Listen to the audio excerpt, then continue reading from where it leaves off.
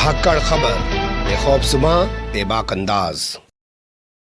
धाकड़ खबर के news room से मैं आपके साथ हूं अकरम रईस खान। हरियाणा का राजनीतिक घटनाक्रम पल पल बदल रहा है, लेकिन उसे आपके सामने रखने के बजाय भोंपू मीडिया और उसके दलाल चाटुकार दंगाई पत्रकार कुछ इंटरनेशनल पर्सनैलिटियों के ट्विटर उठाकर हल्ला मचा रहे हैं, ताकि सरकार को जो किसानों के मुद्दे पे घिरी हुई है, केंद्र में ही नहीं कई सारे राज्यों में, उसको बचाया जा सके। या यूं कहें कि जिनके चैनल हैं कारपोरेटर के, अडानी अंबानी के, उनको बचाया जा सके, सुभाष चंद्र टाइप के लोगों के, उनको बचाया जा सके। लेकिन धाकड़ खबर अपनी पूरी जिम्मेदारी के साथ आपको हरियाणा की घटनाक्रम से अवगत कराता रहता है समय समय पर। हमारी दुकान उतनी बड़ी तो है नहीं कि पल पल की चीज़ें आपके सामने रख सके, लेकिन फिर भी बहुत सारी चीज़ें आपके सामने रखते रहते हैं। ये तो आप जानते ही हैं कि अभय चौटाला ने ट्रैक्टर पे सवार होकर 26 जनवरी को विधानसभा पहुंच के अपना इस्तीफा स्पीकर ज्ञानचंद गुप्ता को थमा दिया, क्योंकि पहले वो कह रहे थे कि भैया ऑनलाइन जो इस्तीफा भेजा मैं नहीं मानता इसको, मुझे पहले मेरे हाथ में आके इस्तीफा दो, तो हाथ में जाके इस्तीफा दे दिया। उसके बाद खबर आई कि भाजपा के सांसद विधायक ने चंडीगढ़ में प्रेस कॉन्फ्रेंस कर दी। रामपाल माजरा उनका नाम है। हमने उनसे बात करने की कोशिश की, लेकिन इंटरनेट वहाँ चल नहीं रहा है, वरना उनका इंटरव्यू आपके सामने रखते।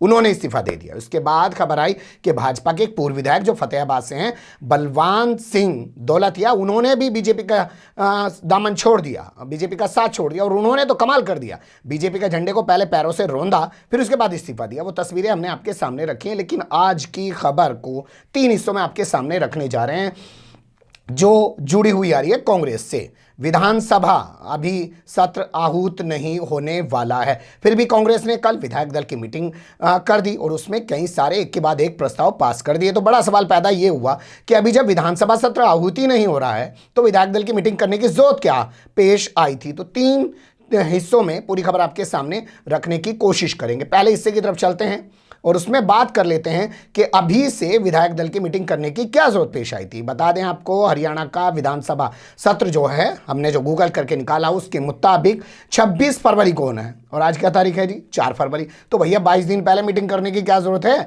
विधायक कहीं चले जाएंगे क्या? इस पर थोड़ा गौर करने की जरूरत है।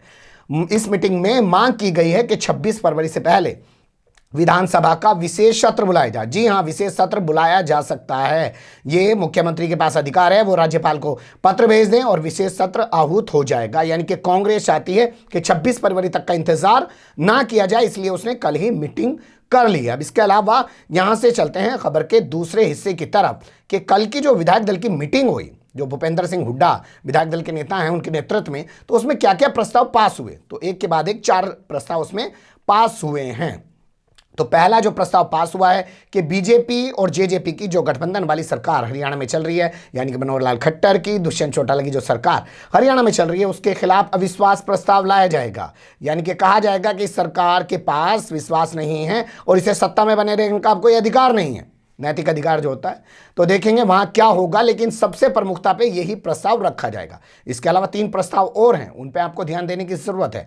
कृषि कानूनों को वापस लेने के लिए एक विधानसभा प्रस्ताव पास करे, उस प्रस्ताव को केंद्र सरकार के पास भेजे। ठीक उसी तरीके से जैसे अभी ममता बनर्जी ने विशेष सत्र बुलाकर विधानसभा से प्रस्ताव पास किया कि केंद्र सरकार इन 3 कानूनों को वापस ले। उससे पहले केरल, राजस्थान, छत्तीसगढ़ और पंजाब, तेलंगाना समेत 6 राज्य अभी तक इन कृषि कानूनों के खिलाफ प्रस्ताव पास कर चुके हैं। तो उसी तरीके का प्रस्ताव जो है, यहाँ फर्क यही है कि जो विपक्षी पार्टियां हैं यानी कि कांग्रेस है, वो ये प्रस्ताव लाने जा रही है। अगर ये प्रस्ताव पास हुए तब भी कांग्रेस की जीत है, अगर ये प्रस्ताव पास नहीं हुए तब भी कांग्रेस की जीत है। प्रस्ताव पास हुए तो बीजेपी फंसेगी हरियाणा के अंदर, प्रस्ताव पास नहीं हुए तब भी मनोहर लाल खट्टर की किरकिरी होनी ही होनी है।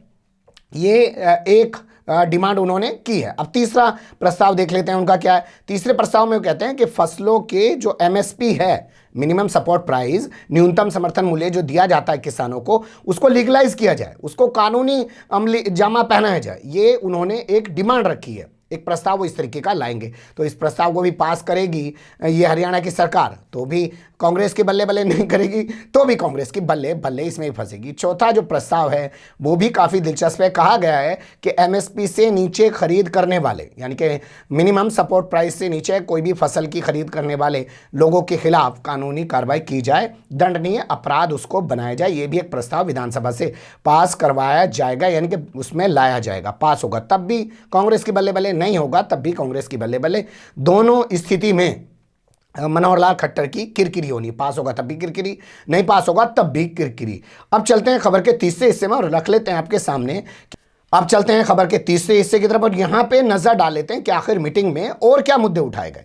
तो मीटिंग में दो मुद्दे और अहम उठाए गए। एक उठाया गया स्पीकर की भूमिका को लेकर, दूसरा उठाया गया राज्यपाल की भूमिका को लेकर। तो स्पीकर की भूमिका को लेकर क्या उठाया गया उस पर पहले बात कर लेते हैं, फिर बताएंगे राज्यपाल की भूमिका को लेकर क्या मुद्दा उठाया गया है। यहाँ के स्पीकर हैं ज्ञानचंद गुप्ता, जिन्होंने हिमाचल प्रदेश की एक स्थानीय अदालत द्वारा कांग्रेस के विधायक प्रदीप चौधरी को 3 साल की सजा सुनाए जाने के 24 घंटे के भीतर विधानसभा से बाहर का रास्ता दिखा दिया, यानी कि उनकी सदस्यता समाप्त कर दी। जबकि नियम क्या है, नियम ये होना चाहिए कि अगर ऐसा कोई मामला हुआ तो स्पीकर इस विधायक को नोटिस जारी करे, उससे जवाब तलब करे, विधायक का जवाब आए, उसके बाद स्पीकर कोई कार्रवाई करे।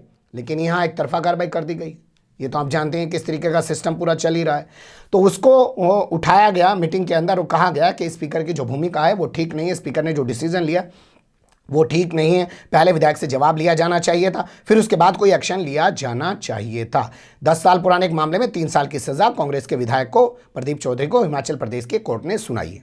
अब बात करते हैं राज्यपाल की। यहाँ के राज्यपाल जिनका नाम है सत्यदेव नारायण आर्य। अब ये बंगाल के राज्यपाल तो है नहीं, जगदीप धनखड़ जिसका नाम पूरा देश जाने।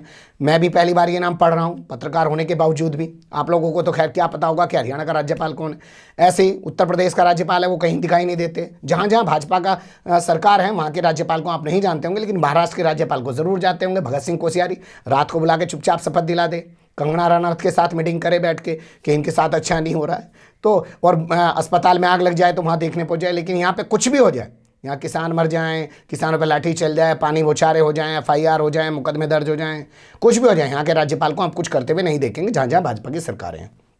तो इनकी भूमिका पे क्या सवाल खड़ा किया गया है सत्यदेव नारायण राय की। कहा गया है कि इन्होंने विधायकों को मिलने का समय नहीं दिया, यानी कि विपक्षी पार्टी के विधायक यानी कि कांग्रेस के जो विधायक हैं वो विधायक से राज्यपाल से मिलना चाहते थे, उनको मिलने का समय नहीं दिया गया है। ये अपने आप में राज्यपाल की भूमिका पर बड़ा सवाल खड़ा होता है। वैसे मिलके भी कर क्या लेते। राहुल गांधी 2 करोड़ सिग्नेचर करवा के राष्ट्रपति के पास गए, क्या निकाल लिया, कुछ कर लिया। राष्ट्रपति को नहीं दिख रहा दिल्ली की सड़कों पे क्या हो रहा है, किसानों के चारों तरफ किस तरीके की दीवारें खड़ी कर दी गई हैं, जेल बना दिया गया, बॉर्डर बना दिया गया। राष्ट्रपति को नहीं दिखाई दे रहा दिल्ली में बैठ के, मुंह से आवाज़ निकलती है क्या। तो मिल के भी क्या कर लेते। लेकिन इन्होंने कहा कि कम से कम मिलने तो देखते, खाना पूर्ति तो होती है। एक फोटो कांग्रेस वाले ही खिंचवा लेते, फेसबुक पे लगा देते कि जी हम किसानों की बात को लेकर राज्यपाल से मिल के आए। तो कुल मिलाकर बात यह कि अगर विधानसभा का विशेष सत्र आहूत नहीं किया गया तो भी किरकिरी होनी ही है मनोहर लाल खट्टर की। और जब समय पर आहूत किया जाएगा तो उस वक्त तक अगर परिस्थितियां ना बदली, जो कि दिल्ली के बॉर्डर पे बनी हुई हैं, देश भर में कृषि आंदोलन को लेकर बनी हुई हैं, तो भी किरकिरी होनी है।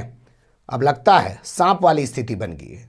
छछूंदर और सांप वाली स्थिति होती है ना, जानते हैं ना, वो स्थिति बन गई है हरियाणा में भाजपा की। और देखना दिलचस्प होगा कि जेजेपी बीजेपी गठबंधन कब तक बना रहेगा सत्ता में, या एक किसान आंदोलन इस गठबंधन की बलि ले लेगा। फिलहाल कमेंट्स के रूप में आप लोग अपनी राय दे सकते हैं, खबर को लाइक कर सकते हैं, चैनल को सब्सक्राइब कर सकते हैं और ज़्यादा से ज़्यादा हमारी खबरों को शेयर कर सकते हैं। फिर ऐसे ही किसी सुलगते हुए या उलझते मुद्दे लेकर मैं आपके सामने हूँगा हाजिर। फिलहाल अभी मुझे नहीं इजाज़त।